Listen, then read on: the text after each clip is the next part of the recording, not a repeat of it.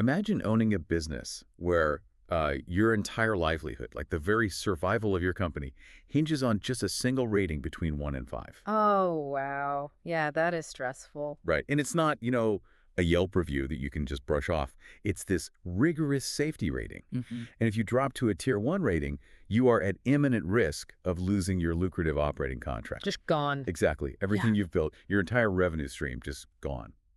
But if you hit tier 5, you are the gold standard. You have, achieved absolute operational excellence. It is the literal definition of a high-stakes environment. I mean, we like things to be clear-cut in business, but getting to that top tier requires navigating a lot of, well, operational muddy waters. The margin for error is essentially zero. And that is exactly our mission today. So welcome to today's deep dive. Whether you are leading a team in an office, or if you're just fascinated by operational logistics, or you just love a really good, rigorous blueprint for success, this analysis is definitely for you. Yeah, there is a lot to unpack here. There really is. We are unpacking a highly specific, fascinating internal document from the line haul trucking industry, and it's titled 10 Habits to Achieve Tier 5 Safety. Which is such a great title. It is. And this isn't some, public PR fluff. It's an aggressive internal operational manual that outlines the whole ecosystem required for independent trucking contractors to hit that perfect safety score. You know, the real value of this document is that it bypasses the usual corporate jargon. It doesn't just say, oh, be safe. Right. It actually maps out the exact behaviors, the psychological levers, and the structural requirements to make safety an unavoidable reality. An unavoidable reality. I like that. But, before we dive into the mechanics of how this all works, we probably need to establish the cast of characters because this manual uses some very specific terminology. Yeah, I noticed that right away. Let's define the key players on the board so you, the listener, have your bearings. Okay, so first you have the overarching company, which the document refers to simply as line haul. They are the ones, handing out the routes, paying the bills, and, crucially, grading the contractors on that 1 to 5 safety tier scale. Got it. Then you have the target audience for this document, which is the AO, or Authorized Officer. So the AO is the independent contractor, right? They are the owner of the business who's carrying the financial risk. That's the one. The AO holds the contract with line haul. And finally, under the AO, you have the BCs, or business contacts. Business contacts. Yeah, in plain terms, these are the managers. They work directly for the AO, overseeing the daily operations and, well, drivers themselves. Okay, so it's line haul at the top, setting the rules. Yeah. AO owning the business, and the BCs, the managers, executing on the front lines. Exactly. What really struck me when reading through this manual is that reaching that coveted Tier 5 safety rating doesn't actually start with the drivers out on the highway. No, not at all. It starts at the very top of that organizational chart. It starts with the owner's personal behavior and, quite frankly, their checkbook. This brings us to habits 1 and 5. Yeah, the text is incredibly blunt about this foundation. It tells the AO that they are ultimately responsible for the company's safety program and its outcomes. You just cannot outsource the core responsibility of safety to your managers or your drivers. You can't just pass the buck. Right. The organization have to, as they say, live and breathe safety every single day. And the underlying logic here is that your team will never care about a standard more than the owner does. Makes sense. If the AO cuts corners to save a buck, the managers will absolutely cut corners to hit their targets, and the drivers will definitely cut corners to finish their routes faster. It really sets the standard that a culture isn't, just a poster in the break room. It's the behavior of the person signing the paychecks. That's habit 1, lead by example. But the document takes it a step further than just setting a good example, which is where habit 5 comes in. It demands that owners put their money where their mouth is through highly structured safety goals and financial incentives. Yeah, top-tier contractors are required to actually write down specific, measurable safety goals and exactly how they intend to achieve them. And then they have to tie financial bonuses to those outcomes for both the management team and the drivers. So they have to pay for performance. The document is explicit about it. You have to provide safety bonuses to ensure safety outcomes. Which honestly makes perfect sense when you think about the natural friction in a logistics business. It really reminds me of the concept of aligning vectors in physics. Oh, how do you mean? Well, if you have a delivery deadline, that's a vector pulling the driver in one direction, the direction of speed, of pushing the limits, of rushing. Right, getting there as fast as possible. Exactly. But the safety standard is a vector pulling them in an entirely different direction, requiring them to slow down, check their equipment, be methodical. So if those forces are opposing, the driver is just going to follow the strongest force, which is usually whatever keeps them from getting fired for being late. Absolutely. The deadline usually wins. So the owner's job, by providing written goals and heavy financial incentives, is to make those vectors point in the exact same direction. Oh, I see. Yeah, you structure the environment so that doing the safe, methodical thing is also the most lucrative thing for the employee. You just remove the friction. It's like a head coach of a sports franchise. The coach analogy is perfect here. Right. You can't just tell the players to go out and win. You have to design the playbook, which are the written goals, and offer championship rings, the incentives, to get everyone totally aligned. That is a brilliant way to conceptualize it. Yeah. You are engineering the path of least resistance to be the safest path. The incentive structure makes the culture tangible, but an owner, no matter how much they incentivize their team, they can't be in every truck. No, they can't be everywhere at once. Or at every terminal. They need a mechanism to multiply that culture across the whole operation. Which brings us to segment 2, building the management engine. Habits 2, 3, and 4. The owner has to rely heavily on this layer of management, the BCs. I do. But the manual issues a very stark warning about these managers, essentially stating that the assumption of competence is the enemy of safety. It explicitly says, do not assume your managers are properly trained. Which sounds harsh, but the danger of assuming competence in a high-stakes environment like line haul trucking is that the variables are constantly changing. Right. The manual outlines this staggering curriculum that an owner is expected to teach their managers on a daily basis. That's habit 2, mentoring managers. And it's not just about reminding people to wear seatbelts, is it? Not at all. The owner must actively mentor managers on the nuances of the line haul business. Human resources, leadership, customer service, recruiting, driver management, dispatching, and, equipment maintenance. It's a massive undertaking. I mean, why does the document demand such a heavy daily mentorship burden on the owner? Why can't they just, hire experienced managers and let them run with it? Because line haul logistics is uniquely chaotic. A manager might know how to handle basic dispatching, sure, but do they know how to handle the specific HR nightmare of a driver who refuses to log their hours correctly while a massive winter storm is bearing down on their route? Oh, wow. Yeah, that's a very specific crisis. Exactly. The document insists that you have to build your managers to handle the specific pressures of this unique contract. So habit 3 requires the owner to assign formalized manager training every single month, plus customized training tailored to whatever weaknesses the operation is currently facing. Okay, but here is where the manual really threw me for a loop. Oh. Yeah. We are talking about daily mentorship and monthly formalized training. But on top of all that, Habit 4 says top-tier safety contractors require their managers to provide a written report every single day detailing exactly what they accomplished to drive safety.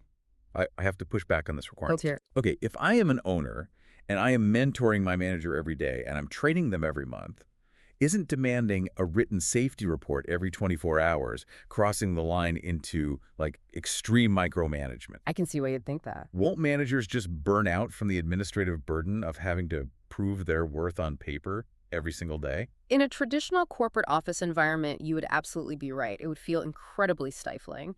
But the physical realities of the logistics industry change the math entirely. The risk profile of a trucking company resets to 0 every morning when those engines start. Resets to 0. Yeah. Yesterday's safe driving record does absolutely nothing to prevent today's blowout or today's collision. Oh, I see. So the daily report isn't about micromanaging their time. It's about forcing a mental reset. Precisely. This structural requirement combats a well-documented psychological phenomenon known as the normalization of deviance. Normalization of deviance. Right. If you don't force managers to actively prioritize safety and document their actions daily, safety slowly drifts into the background. It just becomes a passive state. Writing it down forces the manager to take proactive, concrete steps during their shift, like, auditing a logbook or inspecting a tire, just so they have something valid to put in that report. It's like a software development team doing a daily stand-up meeting to prevent code drift. Exactly. It's less about the owner reading the report with a magnifying glass and more about the psychological effect on the manager having to write it. They have to actually perform the safety checks so they aren't turning in a blank piece of paper. The act of writing creates the accountability. It prevents complacency from taking root. Okay, that makes sense. But it does raise a practical problem. If the managers are spending all this time writing daily reports and doing monthly training modules at their desks, who is actually watching the trucks? I mean, the real work of trucking doesn't happen on a spreadsheet. Well, the authors of the manual anticipated that exact vulnerability. This is where we get to segment 3, bridging the physical and the digital. They explicitly mandate, in Habit 6, that managers must physically visit the terminal. Right. The manual states profoundly that all safety issues begin at the terminal. The requirement forces management out of the office and into the physical realities of the operation. And the manual gives very vivid examples of what this looks like on the ground. Managers can't just, wave at the drivers from the parking lot. No, not at all. They have to physically inspect the trucks. They need to observe the gate procedures, like just standing there and watching how a truck enters and exits the facility to see if protocols are actually being followed. They also have to monitor door and dock pull procedures and critically check trailer connections. Yeah, why is the trailer connection such a focal point in the document? Because a dropped trailer is a catastrophic failure. Yeah. If a driver doesn't properly secure the fifth wheel, which is the coupling that connects the cab to the trailer, and that multi-ton trailer detaches on a public highway, it essentially becomes an unguided missile. Oh my God, an unguided missile. That's terrifying. It is. And you cannot verify a secure connection from a desk. A manager has to physically watch drivers perform their pre-trip and post-trip inspections to ensure they aren't just pencil whipping the process. Pencil whipping, like just checking the boxes without looking. Got it. The manual also highlights a fascinating secondary effect of these terminal visits. It claims that when the owner and the managers are physically present at the terminal, it actively reduces driver turnover. It does. I have to say, I was a bit skeptical of this. In an industry notorious for massive turnover and burnout, does just having the boss show up really make drivers want to stay? I know it sounds overly simplistic, but the psychology behind it is incredibly sound. Long-haul driving is an intensely isolating profession. I can imagine. Yes, you and the road. Exactly. Drivers often feel like they are just a data point on a dispatcher's screen, an expendable asset. When the person who holds the contract, the AO, the owner, physically shows up at the terminal in the freezing rain to check on the fleet, it shifts the entire dynamic. It shows they actually care. Yes. It communicates that leadership actually understands the grueling conditions on the ground. The drivers feel seen, and that physical presence builds a loyalty that, honestly, a slightly higher per mile rate at a competitor can't easily break. This ties right into Habit 9 later on, getting in front of your drivers. That human element is crucial. But the manual doesn't just rely on face-to-face observation, right? It pairs those physical terminal visits with a heavy reliance on digital tracking, which is Habit 7, reviewing the SAFE dashboard. Oh, yes. The SAFE dashboard is the digital nerve center for line haul contractors. It aggregates data from two massive streams. First, you have the ELD. The electronic logging device. Right, which tracks the driver's hours of service, ensuring they aren't driving fatigued or violating federal regulations. Okay, and the second stream. The second stream is the VEDR, the Video Event Data Recorder. Essentially, these are smart dash cams installed in the cabs. But they don't just record constantly like a normal camera. They trigger based on G-force events. G-force events? Like what, a hard brake? Exactly, a hard brake, a sudden swerve, or a collision. The manual requires the owner to log into this dashboard every single day. They have to review these video events, keep their compliance records clear, and closely monitor their key eyes or key indicators. Let's unpack the mechanism there. How does monitoring a key indicator on a digital dashboard actually prevent an accident out in the real world? Well, the data in the SAFE dashboard isn't just a historical record, it's a predictive model. Predictive. Yeah, a hard braking event recorded by the VEDR doesn't mean the driver crashed. But mathematically, a pattern of hard brakes indicates that a driver is tailgating, or they are distracted, or they're fatigued. Ah, I see. The KI acts as a leading indicator. The dashboard alerts the manager to the behavioral shift before the collision actually happens, allowing them to intervene and coach the driver before metal hits metal. That is amazing. I kept thinking of the SAFE dashboard like an airplane cockpit's instrument panel. That's a great analogy. Yeah, like if you are flying a plane, you can absolutely look out the window to see where you are. That is the physical terminal visit. That is the manager watching the gate procedures and the trailer connections. You need to look out the window to see the reality in front of you. Right.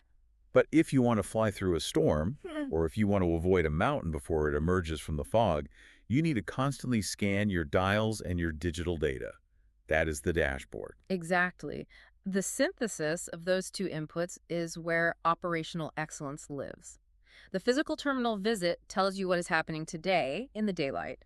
The digital dashboard reveals the invisible, creeping habits that predict what will happen tomorrow. It's the perfect combination. And the manual actually formalizes the marriage of these two inputs by creating a strict monthly rhythm, which is Habit 8. Right, the 20th of the month rule. Yes.